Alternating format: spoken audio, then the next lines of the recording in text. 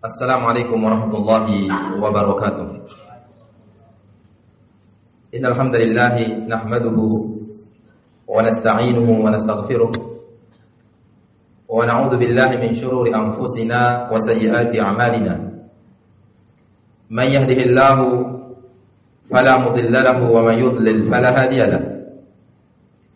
Asyhadu an la ilaha illallah wahdahu la syarika lahu wa asyhadu anna Muhammadan abduhu wa rasuluhu sallallahu alaihi wa ala alihi wa sahbihi wa sallama tasliman mazida.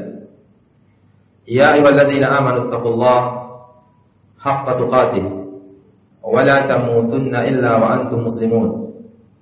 Ya ayyuhan nasu taqu rabbakum alladzi khalaqakum min nafsin wahidah wa khalaqa minha zawjaha وبث منهما رجالا كثيرا ونساء واتقوا الله الذي تساءلون به والأرحام إن الله كان عليكم رقيبا يا أيها الذين آمنوا اتقوا الله وقولوا قولا سديدا يصلح لكم أعمالكم ويغفر لكم ذنوبكم ومن يطع الله ورسوله فقد فاز فوزا عظيما أما بعد فإن أصدق الحديث كتاب الله وخير الهدي هدي محمد صلى الله عليه وسلم وشر الأمور محدثاتها فإن كل محدثة بدعة وكل بدعة ضلالة وكل ضلالة في النار.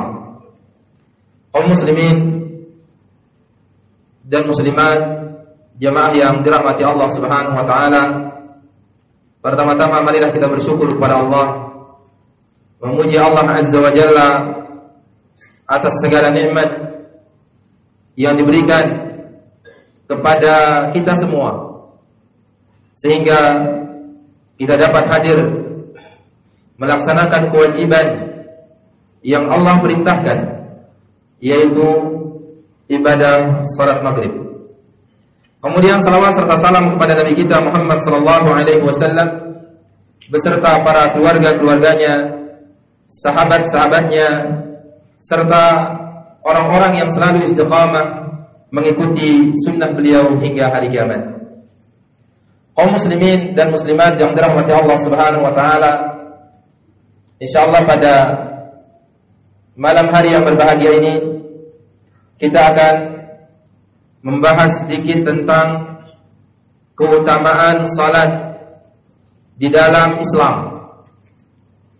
Sebagaimana kita ketahui bahwasanya salat merupakan rukun yang tertinggi setelah syahadatain dari rukun-rukun Islam. Dari rukun agama kita, tingkat yang tertinggi setelah syahadatain adalah salat. Sebagaimana hadis Nabi sallallahu alaihi wasallam yang diriwayatkan oleh Al-Imam Al-Bukhari dan Muslim dari sahabat yang mulia Abdullah ibn Umar ibn Khattab radhiyallahu anhuma, anna an-nabiy sallallahu alaihi wasallam qala buniyal islamu ala khamsin. Islam itu dibangun di atas 5 dasar. Syahadati alla ilaha illallah wa anna muhammadar rasulullah. Yang pertama adalah persaksian kita bahwasanya tidak ada yang berhak disembah kecuali Allah dan Muhammad sallallahu alaihi wasallam adalah utusan Allah. Ini adalah syahadatain. Ketika orang ingin masuk ke dalam agama Allah, masuk ke dalam agama Islam, dia harus mengucapkan kalimat ini, persaksiannya bahwasanya tidak ada yang berhak disembah kecuali Allah dan Muhammad sallallahu alaihi wasallam adalah utusan Allah. Kemudian setelah itu wa iqamis salati. Kemudian setelah itu mendirikan salat. Wa itaiz zakah, kemudian membayar zakat. Wal haji, kemudian berhaji. Wa shaumi Ramadan, dan berpuasa bulan Ramadan. Ini adalah rukun dari rukun agama kita. Rukun dari rukun Islam, dan yang tertinggi setelah syahadatain. Yang tertinggi adalah syahadatain, kemudian setelahnya adalah kewajiban untuk kita melakukan salat. Sehingga salat ini merupakan sesuatu yang pertama nanti akan ditanya pada hari kiamat oleh Allah Subhanahu wa taala. Sesuatu yang paling pertama ditanya oleh Allah Azza wa Jalla.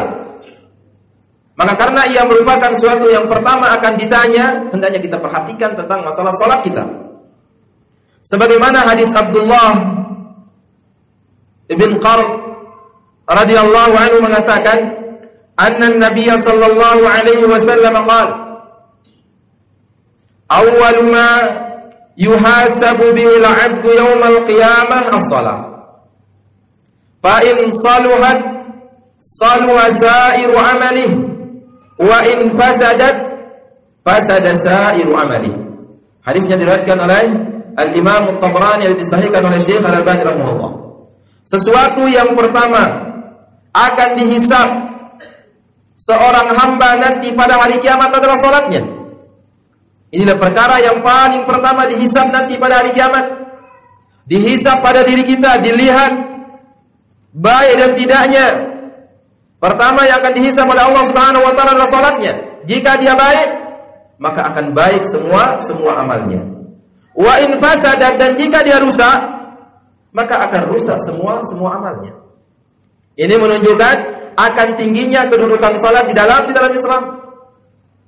Maka hendaknya kita memperhatikan tentang perkara salat. Ketika kita dipanggil oleh Allah Subhanahu wa taala untuk melakukan salat, hayya 'alas shalah, tinggalkan perkara-perkara yang lain. Tinggalkan perkara-perkara dunia. Segera menuju panggilan Allah Subhanahu wa taala. Karena dia adalah perkara yang paling pertama nanti dihisab oleh Allah Subhanahu wa taala. Sehingga ada dari salaf, ketika ia memukul palu dan mengangkatnya, kemudian terdengar suara azan, tidak mengulangi pukulannya kembali. Dia tinggalkan, segera menuju panggilan Allah Subhanahu wa taala. Ada juga dari para ulama salaf yang ia salat puluhan tahun, tidak pernah ia melihat punggung di dalam salatnya, karena ia selalu berada di saf pertama ketika ia salat. Karena dia segera memenuhi panggilan Allah Subhanahu wa taala. Karena dia salat merupakan perkara yang paling pertama dihisab oleh Allah Azza wa Jalla. Kemudian juga salat hiyal fariqu bainal muslim wal kafir. Kemudian salat ini juga merupakan pembeda antara orang Islam dan orang kafir. Inilah yang membedakan kita, orang-orang yang beriman dengan orang-orang yang tidak beriman, orang-orang Islam dengan orang-orang yang tidak Islam. Yang membedakannya adalah salatnya. Sebagaimana firman Allah Subhanahu wa taala, "Fa in tabu wa aqamus salata wa atawuz zakata fa ikhwanukum fid din." Dalam surah At-Taubah ayat yang 11.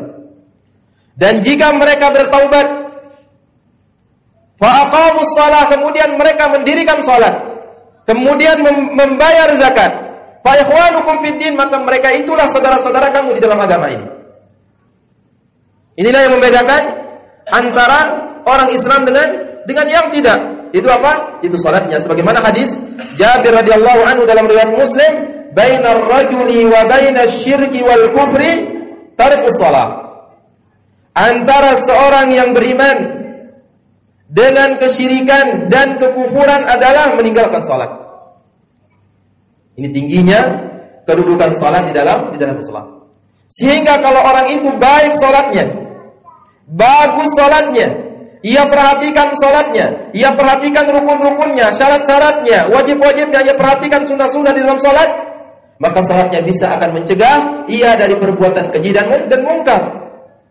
Sebagaimana firman Allah Subhanahu wa taala, "Innas salata tanha 'anil fakhsya'i wal munkar."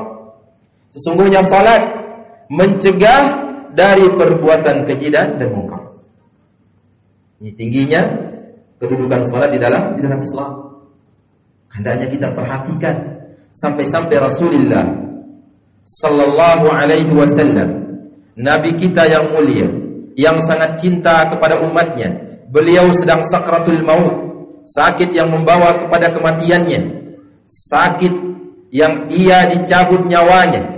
Sallallahu alaihi wasallam, sempat Nabi sallallahu alaihi wasallam mewasiatkan umatnya untuk menjaga salat. Sebagaimana sabda beliau, as-salata as-salata wa ma malakat aymanukum. Jagalah salat kalian. Jagalah salat kalian dan budak-budak sahaya kalian.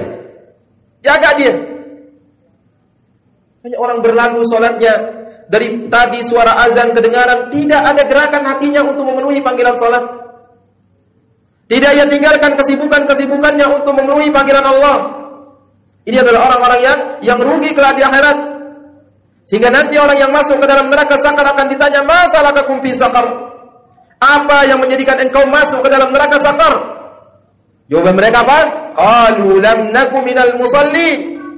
Mereka menjawab, dulu kami di dunia tidak melakukan salat, tidak mendirikan salat. Sudah penyesalan yang didapatkan. Maka ini sisanya. Sisa yang harus kita jaga salat kita ini.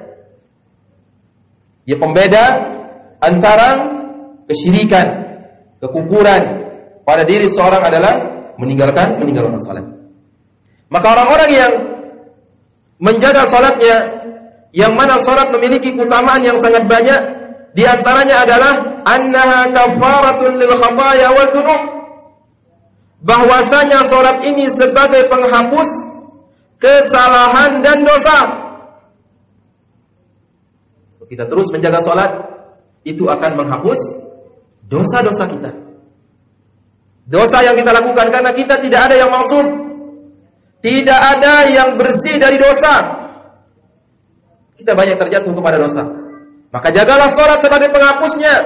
Sebagaimana firman Allah Subhanahu wa taala, "Wa aqimis salata tarafayin nahar wa zulafan minal lail, innal hasanati yudhhibnas sayyi'at, dzalika dzikra lidz-dzakirin." Maka dirikanlah salat pada ujung dua tepi siang dan pada penggalan malam. Sesungguhnya al-hasanat, kebaikan-kebaikan, yudhibnas sayyi'at, akan menghapus kejahatan-kejahatan, akan menghapus kejelekan-kejelekan, akan menghapus dosa-dosa. Dzalika dzikra lidz-dzakirin. Itulah pelajaran, peringatan bagi orang-orang yang mau mengingat, yang mau berpikir. Dia sebagai penghapus dosa. Antara salat dengan salat berikutnya, antara Jumat dengan Jumat berikutnya, antara Ramadan dengan Ramadan berikutnya, sebagai penghapus dosa. Jika dosa-dosa besar ditinggalkan. Begitu juga dalam hadis yang lain yang diriwayatkan oleh Imam Al-Bukhari dan Muslim dari Abu Hurairah radhiyallahu anhu, Nabi sallallahu alaihi wasallam bersabda, "Ara'aitum law anna nahran bi babi ahadikum yaghtasilu minhu kulla yawmin 5 marrat." Ini gambaran salat digambarkan oleh Rasulullah sallallahu alaihi wasallam. Lau anna nahran bibabi ahadikum, kalau seandainya ada sungai yang jernih, bibabi ahadikum, di pintu rumah kalian, buka pintu langsung sungainya jernih. Bisa dibayangkan bagaimana indahnya orang buat rumah pinggir sungai, airnya jernih yang terus mengalir. Yaghtasilu minhu kulla yawmin 5 marrat. Kemudian ia mandi di sungai tersebut, di air yang segar tersebut, setiap hari 5 kali dia mandi. Kemudian Nabi SAW bertanya, "Hal yabqa min daranihi syai'?" Apakah ada sisa daki di badannya? Kalau dia mandi 5 kali sehari, airnya jernih. Gimana kalau suasana sejuk? Maka hawa-hawa air akan masuk ke dalam rumah. Kita tidak keringatan, tidak lembab, sehingga badan tetap segar, keringat tidak keluar. Kemudian terus kita ulangi dengan mandi 5 kali sehari, airnya segar. Maka apakah ada daki yang tersisa? Apa kata para sahabat? Qalu la yabqa min daranihi syai'. Para sahabat mengatakan tidak ada daki yang tersisa ya Rasulullah. Semuanya bersih. Apa kata Nabi sallallahu alaihi wasallam? Fadzalika mithlu salawatil khams yamhullahu bihinnal khataaya. Maka seperti itulah perumpamaan salat yang 5 waktu, Allah Subhanahu wa taala menghapus dosa-dosa. Jaga dia salat kita ini. Ajarkan anak kita, sehingga Nabi sallallahu alaihi wasallam memerintahkan kita untuk menyuruh anak kita salat ketika dia berumur 7 tahun. Sampai pukul dia kalau umur 10 tahun. Muru auladakum bis salati wa hum abna'u sab'in. Perintahkan anak-anak kalian untuk salat sedangkan umur mereka adalah 7 tahun. Wadribuhum, dan pukullah mereka kalau umur mereka 10 tahun. 10 tahun ini menunjukkan akan pentingnya salat ini. Dari kecil kita harus didik anak kita jaga salatnya. Ini salah satu cara kita menjaga mereka dari api neraka. Kadang kita sebagai orang tua membangunkan anak bukan karena sholatnya, karena hari ini hari ujian, karena hari ini ada pelajaran. Tapi kalau liburan tidak usah dibangunkan, biarkan dia istirahat. Katanya berusaha kita bangunkan. Karena apa? Karena itu yang akan menyelamatkan dia dari neraka Allah Subhanahu wa taala. Kalau anak kita tidur, kemudian apa? Kemudian rumah kita terbakar, apakah kita akan biarkan dia tertidur? Oh, biarkan dia tertidur, dia liburan hari ini. Kita akan bangunkan dia, tarik dia. Itu dari api dunia. Maka kita harus lebih semangat lagi kalau dari api neraka kelak yang 7 kali lipat lebih panas dari api dunia ini. Nah, itulah dia gambaran Rasulullah sallallahu alaihi wasallam. Karena salat ini juga anna hadhihi shalah nurun lil 'abd. Bahwasanya salat ini akan menjadi cahaya bagi seorang hamba. Sebagaimana hadis Nabi sallallahu alaihi wasallam yang diriwayatkan oleh Imam Muslim dari Abu Malik Al-Asy'ari radhiyallahu an, "At-tahuru satrul iman." Bersuci itu adalah setengah dari iman. Walhamdulillah tamla'ul mizan. Dan kalimat alhamdulillah, zikir kita mengucapkan alhamdulillah akan memenuhi timbangan. Maka perbanyaklah memuji Allah, perbanyaklah mengucapkan subhanallah, perbanyaklah mengucapkan kalimat yang paling dicintai oleh Allah, subhanallah walhamdulillah wala ilaha illallah Allahu akbar. Ini ahabbul kalami ila Allah. Ini kalimat yang paling dicintai oleh Allah Subhanahu wa taala. Perbanyak dia secara mutlak.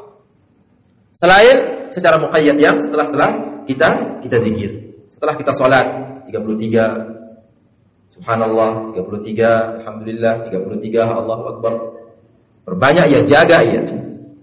Wa subhanallah walhamdulillah tamla'ani aw tamla'u ma bainas samawati wal ardh. Dan kalimat subhanallah walhamdulillah ini keduanya memenuhi antara langit dan bumi. Lihat besar pahala yang diberikan kita oleh Allah Subhanahu wa taala. Ini termasuk bagian dari amalan ringan berpahala besar. Itu berzikir kepada Allah Subhanahu wa taala. Ringan kita ucapkan, akan tetapi ia berat di timbangan Allah Subhanahu wa taala. Ringan kita ucapkan, akan tetapi pahalanya memenuhi langit dan bumi. Dan tidak ada orang berkeringat karena zikir capek, tidak ada. Bisa dengan semua keadaan. Kita lagi jalan, kita lagi duduk, kita lagi berbaring, kita lagi bekerja. Perbanyak, biasakan lisan kita terus basah di dalam berzikir kepada Allah Subhanahu wa taala. Jangan biarkan waktu kita berlalu kosong. Terus berzikir kepada Allah Subhanahu wa taala. Was-salatu nurun. Ketahuilah bahwasanya salat itu adalah cahaya. Was-sadaqatu burhan. Dan sedekah itu adalah bukti. Was-sabru diya. Dan kesabaran itu adalah cahaya. Wal Qur'anu hujjatun laka aw 'alaika. Dan Al-Qur'an ini bisa saja menjadi hujjah 'alaika atau laka. Hujjatun laka, dia akan membela kamu nanti. Atau hujjatun 'alaika, dia akan menuntut kamu nanti. Nah, Quran yang ada sekarang, kira-kira nanti di akhirat apakah Al-Qur'an ini akan membela kita atau justru kita akan dituntut oleh Al-Qur'an ini? Timbang diri kita dengan Al-Qur'an. Jangan-jangan kita dituntut karena tidak pernah mempelajarinya, tidak pernah membacanya, tidak pernah mentadabburinya, tidak pernah mengamalkan isi-isinya. Jangan-jangan kita dituntut. Maka kitabullah Azza wa Jalla, Al-Quran ini merupakan hujjatun laka aw 'alaika. Dia akan membela kamu nanti atau akan menjadi penuntutmu, akan menjadi musuhmu, akan dicegat engkau nanti. Maka apa sabda Rasulullah sallallahu alaihi wasallam? Iqra'ul Qur'an fa innahu yati yaumal qiyamah syafi'an li ashabihi. Bacalah Al-Quran karena dia nanti akan datang pada hari kiamat sebagai pemberi syafaat bagi orang yang membacanya. Ini berarti dia dibela oleh Al-Quran. Sebagaimana juga dalam hadis yang lain, Iqra warattil wartaqi kama kunta turattil fa inna manzilataka inda akhir ayatin taqra'uha. Bacalah Al-Qur'an. Terus baca dia dengan tartil. Naik derajatmu. Satu ayat naik derajat. Satu ayat lagi naik. Maka kedudukan kamu di surga nanti tergantung akhir ayat yang kau baca. Kalau 30 juz, nah berapa tingkatan yang akan dia dapatkan? Kalau tidak pernah baca, maka tidak akan ada Al-Quran sebagai pemberi syafaat untuknya. Nah. Kemudian dalam hadis yang lain dari Abdullah bin Amr radhiyallahu anhuma dari Nabi sallallahu alaihi wasallam mengatakan, annahu dzakara as-salata yawman faqal, bahwasanya Nabi sallallahu alaihi wasallam suatu hari menyebutkan salat dan mengatakan, man hafadha 'alaiha, hadisnya diriwayatkan oleh Imam Ahmad, man hafadha 'alaiha kanat lahu nuran wa burhanan wa najatan yaumal qiyamah.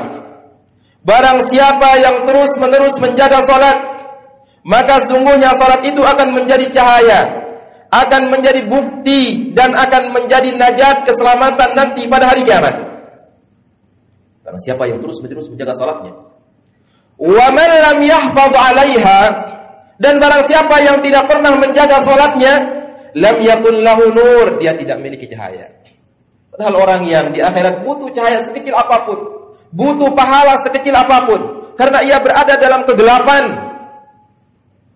Wala burhan, dia tidak memiliki bukti. Wala najat, tidak ada keselamatan. Wa kana ma'a Qarun wa Fir'aun wa Haman wa Ubay bin Khalaf. Nanti dia akan bersama Qarun. Bagaimana kita kenal Qarun? Yang kufur, karena banyaknya hartanya, menganggap harta tersebut dia dapatkan dari hasil jerih payahnya, ia lupa kepada Allah.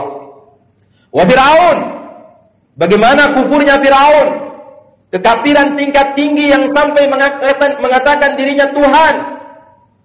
Bagaimana Haman, bagaimana Ubay bin Khalaf, ini dia akan bersama orang-orang ini kalau dia tidak menjaga salatnya. Mari kita jaga salat kita ini 5 kali sehari. Kenapa? Karena seorang muslim yang salat, yang berzakat, yang puasa, dia akan bisa sampai kepada tingkatan maqam as-siddiqin wa syuhada. Maqam as-siddiqina wa syuhada. Dia bisa sampai kepada jalan para siddiqin, derajat para syuhada.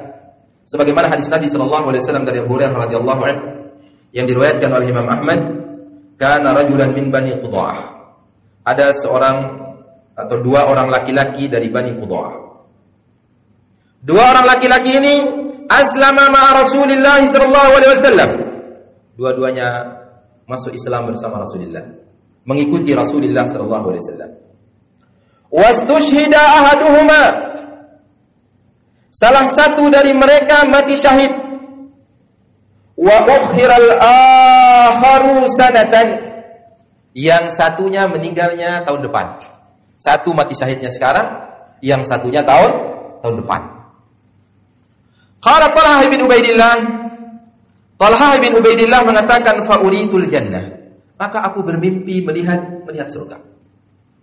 Fara'aitu fiha al-mu'akhkharu minhuma udkhila qabla syahid, maka aku lihat kedua orang ini, kedua orang laki-laki dari Bani Qudaah ini, aku melihat orang yang meninggal belakangan itu lebih dulu masuk ke dalam surga daripada yang meninggal duluan.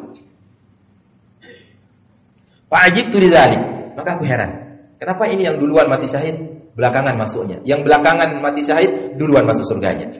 Fa asbahtu fadzakartu dzalika lin-nabi sallallahu alaihi wasallam aw dzukira dzalika li Rasulillah sallallahu alaihi wasallam. Maka ketika besok paginya aku ceritakan kepada Rasulullah sallallahu alaihi wasallam, atau ada orang yang menyebutkan kepada Rasulullah sallallahu alaihi wasallam.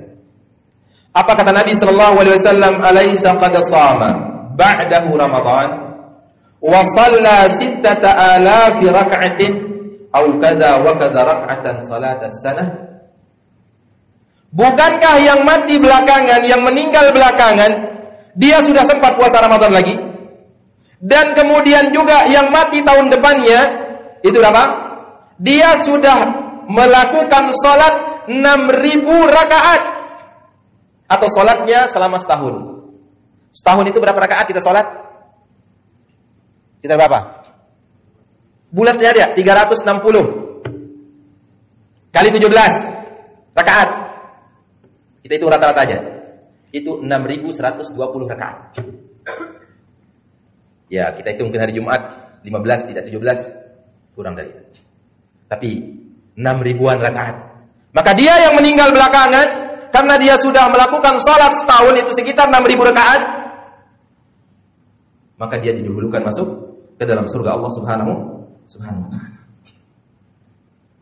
Jaga sholat ini.